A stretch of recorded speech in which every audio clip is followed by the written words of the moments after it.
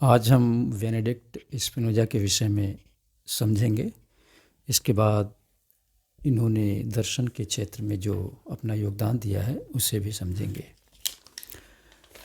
Benedict Spinoza Descartes की परंपरा के ही महान दार्शनिक हैं।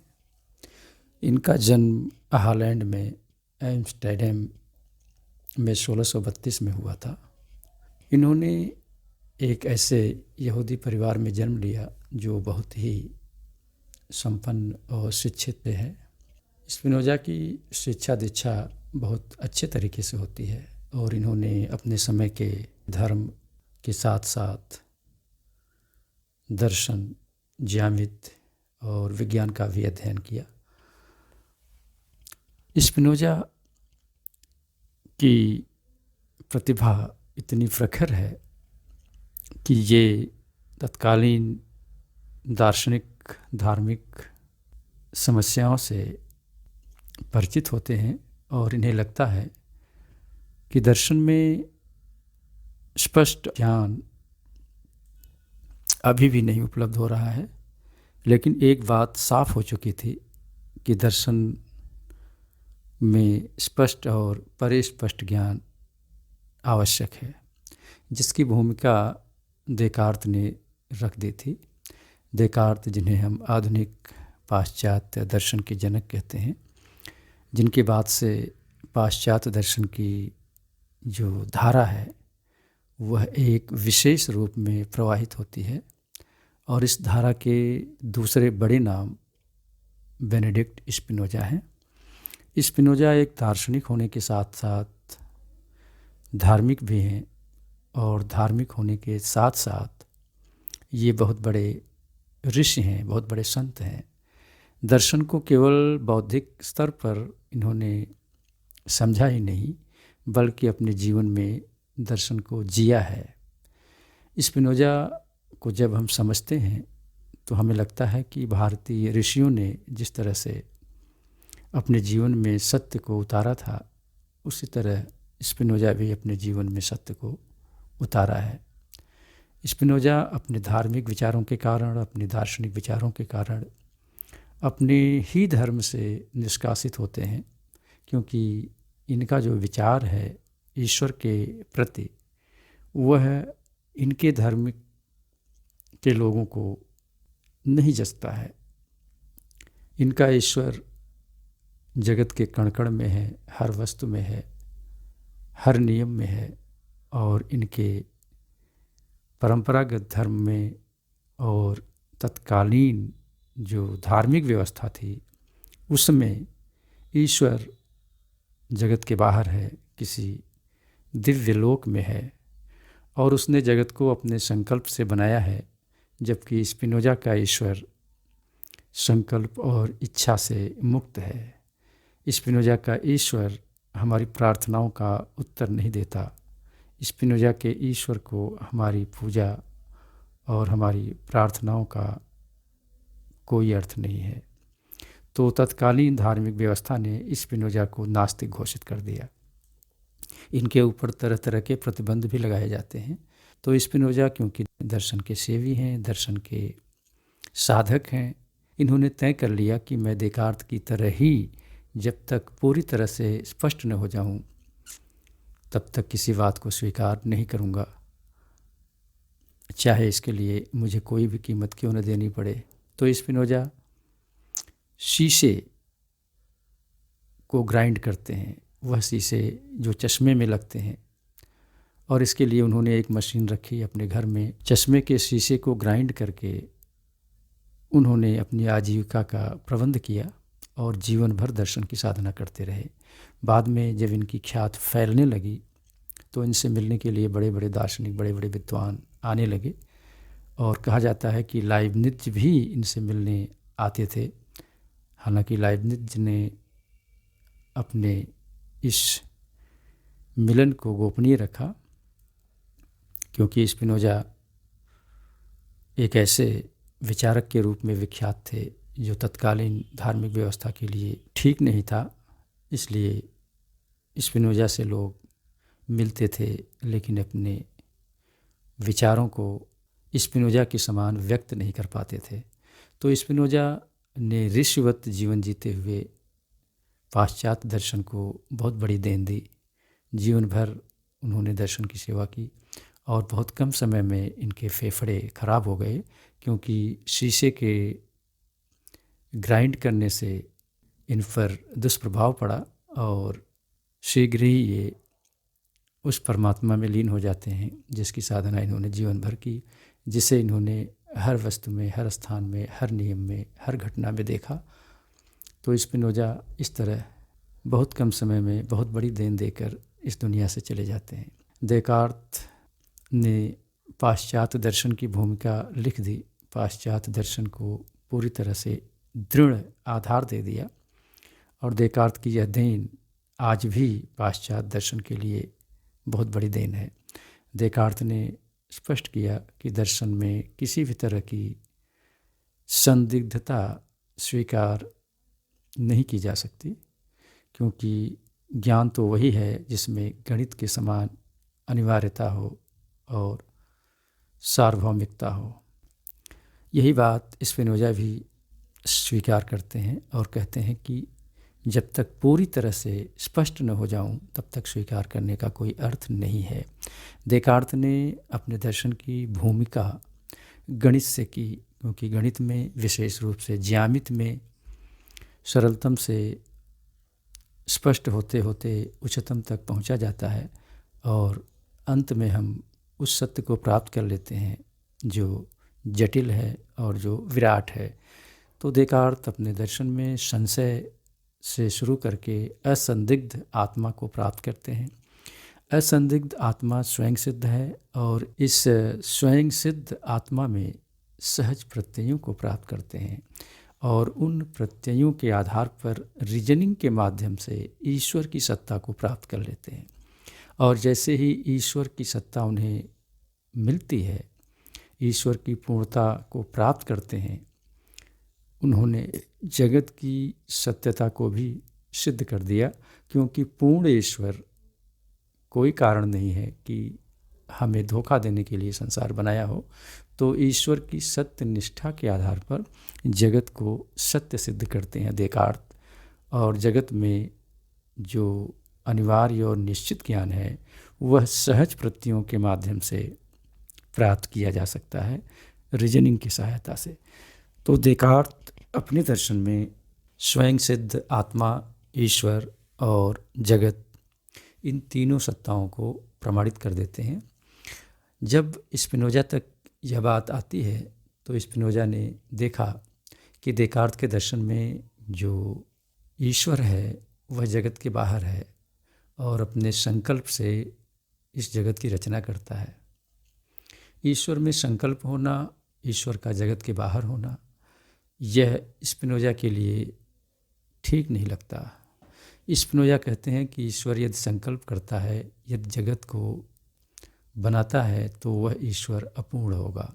दूसरी बात, ईश्वर जगत के भीतर नहीं है, तो जगत की वस्तुओं में जो सत्यता होगी, जो जगत की वस्तुओं का ज्ञान होगा या जो जगत का ज्ञान होगा, उसकी सत्यता भी संदेह के घेरे में आ जाती है, क्योंकि ईश्वर जगत के बाहर है और जब तक जगत तर्कपूर्ण न हो, जगत में निश्चित और अनिवार्य ज्ञान नहीं मिल सकता।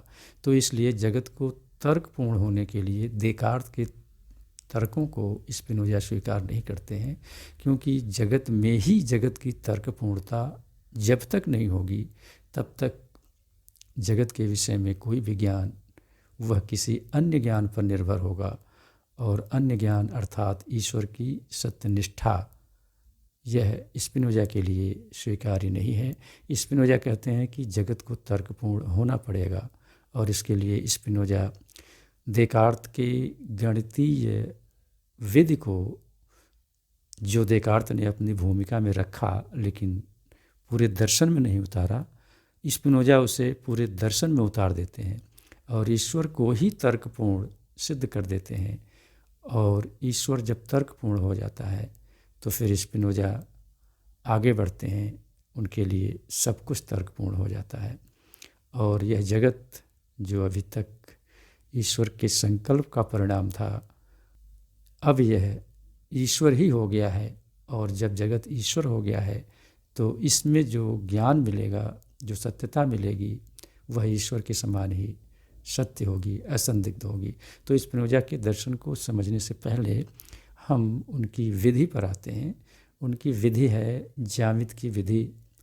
ज्यामित से स्पिनोजा बहुत प्रभावित हैं, क्योंकि ज्यामित में देखा जाता है कि उसकी अपनी कुछ निश्चित विशेषताएं हैं, और वही विशेषताएं स्पिनोजा अपने दर्शन में उतारते हैं।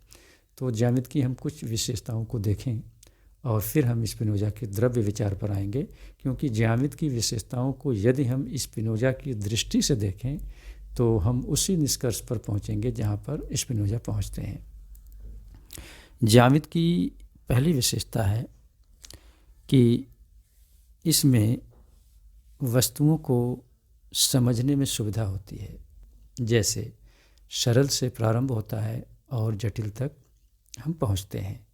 पहला बिंदु हम लें तो ज्यामित में हम पॉइंट से शुरू करते हैं, फिर रेखाओं को बनाते हैं, रेखाओं से हम अलग अलग आकृतियों को बनाते हैं, और अलग अलग आकृतियों को बनाने के बाद जटिल आकृतियाँ बनाते हैं, और धीरे धीरे हम एक एक स्टेप आगे बढ़ते हैं, और अंत में हम जितने भी स्टेप आगे बढ़ते हैं हमें सत्यता ही मिलती है, क्योंकि एक स्टेप सत्य होता है, फिर दूसरे स्टेप पर पहुंचते हैं वह सत्य होता है, फिर तीसरे स्टेप पर पहुंचते हैं वह सत्य होता है। तो अंततः हम कितना भी जटिल स्वरूप क्यों न हो किसी वस्तु का, हम उसे जान लेते हैं और पूरी तरह से जान लेते हैं, जिसमें कोई संशय नहीं होता है। तो ज्यामिति की यह विशेषता है। इसमें क्लियरिटी होती है। जैसे कोई दो समांतर रेखाएं हैं तो यह कभी भी एक दूसरे से नहीं मिलेंगी।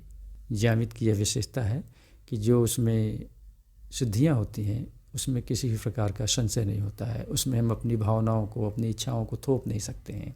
जैसे त्रिभुज के 3 कोण हैं तो वह 180 अंश ही होंगे, हम कुछ भी करें हम अपनी इच्छाओं को, भावनाओं को थोप नहीं सकते हैं।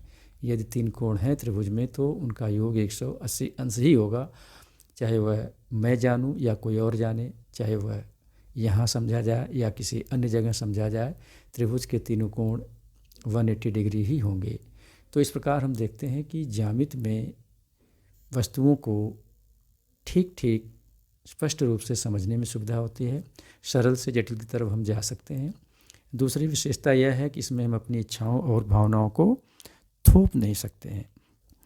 तीसरी इसकी विशेषता यह है कि ज्यामिति की जो सिद्धियां होती हैं उनसे जो उपसिद्धियां निकलती हैं, अर्थात जो अधिक जटिल प्रमेय हैं उनसे जो कम जटिल प्रमेय निकलते हैं, उनमें कारण कार्य का रिलेशन नहीं होता है। हम इसे एक सिंपल से उदाहरण से समझेंगे। एक त्रिभुज है, त्रिभुज जैसे ही हमें मिलता है उसके 3 कोण भी मिलते हैं। यदि हम त्रिभुज के तीनों कोणों को जोड़ें तो वह 2 समकोण के बराबर होता है। अब हम यहाँ पर सूक्ष्मता से समझें कि त्रिभुज के तीनों कोण 2 समकोण के बराबर होते हैं, यह त्रिभुज से अनिवार्य रूप से निकलता है। हम ऐसा कहते हैं कि यह अनिवार्य संबंध है। इसे हम कारण कार्य का संबंध नहीं कह सके। त्रिभुज है इसलिए त्रिभुज के तीनों कोण 2 समकोण के बराबर होते हैं। हमारा जो रिलेशन हुआ वह अनिवार्यता का हुआ, कारण कार्य का नहीं हुआ। तो यहाँ पर हम जितने भी प्रमेय देखेंगे उनमें जो उप प्रमेय होते हैं वह अपने प्रमेय से अनिवार्य रूप से संबंधित होते हैं, न कि कारण कार्य रूप से। जब कारण कार्य का संबंध नहीं हुआ तो यहाँ पर समय का भी लोप हो जाता है, क्योंकि समय हमेशा कारण कार्य में ही उपलब्ध होता है। जैसे इसे हम उदाहरण से समझें, वर्षा होती है, वर्षा होने के बाद वह जल पृथ्वी पर फैलता है, फिर उस जल से पेड़ पौधे अपनी जड़ों को पोषित करते हैं, फिर उनमें वृद्धि होती है और अच्छे फल फूल लगते हैं, फसल अच्छी होती है। तो हम कहते हैं कि वर्षा के कारण अच्छी फसल हुई। तो यहाँ पर हम देखें वर्षा एक समय में होती है और फिर फसल दूसरे समय में होती है। तो अच्छी वर्षा होने से अच्छी फसल हुई और वर्षा कम होगी तो फसल नहीं होगी। तो ये जो कारण कार्य का रिलेशन है यह समय की मांग करता है। तो स्पिनोजा के दर्शन में हम देखते हैं कि स्पिनोजा यह चाहते हैं कि ईश्वर में और जगत में कारण कार्य का रिलेशन न हो, वहाँ पर जो रिलेशन हो वह शाश्वत रिलेशन हो, टेम्पोरल यानी सामयिक रिलेशन न हो। तो ज्यामिति में ही ऐसा संभव होता है कि प्रमेय से उपप्रमेय अनिवार्य रूप से निर्गत होते हैं, न कि कारण कार्य के रूप में निर्गत होते हैं। तो यहाँ पर स्पिनोजा ज्यामिति की सहायता से ईश्वर में और जगत की वस्तुओं में अनिवार्य संबंध घोषित कर देते हैं, शाश्वत संबंध घोषित कर देते हैं। तो इससे एक निष्कर्ष और निकलता है कि जैसे प्रमेय से उपप्रमेय अलग नहीं है, उसी तरह से ईश्वर से जगत अलग नहीं है। यदि हम अपनी सीमित बुद्धि से देखें तो हमें उपप्रमेय दिखाई पड़ेगा, यदि हम विराट यानी इंट्यूशन से देखें, पूर्णता में देखें, तो हमें प्रमेय दिखाई देंगे। जगत के विषय में स्पिनोजा यही कहते हैं कि यदि हम सीमित बुद्धि से देखें तो हमें वस्तुएं दिखाई पड़ती हैं, यदि हम संपूर्णता की दृष्टि से देखें तो ईश्वर दिखाई देता है। तो यह बात स्पिनोजा के दर्शन में देखने को आती है कि ईश्वर को उन्होंने मूल कारण बताया और जगत की वस्तुओं को उन्होंने उपप्रमेय के रूप में लिया जो उसी कारण में निहित हैं, और जगत की वस्तुओं में ईश्वर में अनिवार्यता का संबंध है, कारण कार्य का संबंध नहीं है।